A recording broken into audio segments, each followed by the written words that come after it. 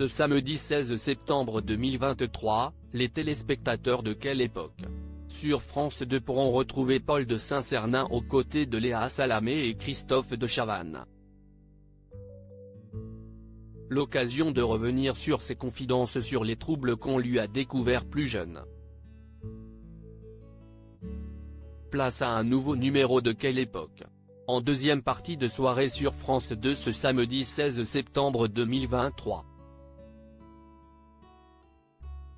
Un rendez-vous attendu des téléspectateurs, qui n'ont été pas moins de 875 000 curieux devant leur poste pour découvrir la saison 2 de l'émission la semaine passée.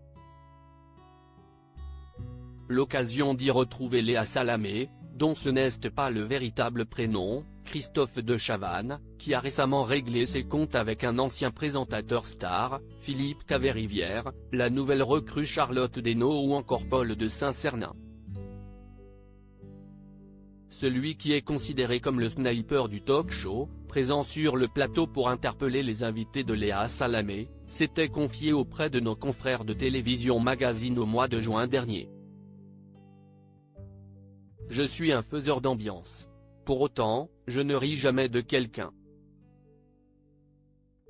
Je réussis une blague si la cible y rigole, se décrivait-il. L'occasion pour lui de rappeler que cela faisait déjà 12 ans qu'il tentait de se faire une place dans le monde des médias. Je suis le gars à qui l'on donnerait le bon Dieu sans confession et qui va te lâcher un énorme scud, ajoutait-il. Une assurance gagnée au fil du temps, bien loin de ses jeunes années. En repensant à cette époque, Paul de Saint-Cernin, né en 1991, se qualifie avec franchise d'adolescent chétif, ancien bègue.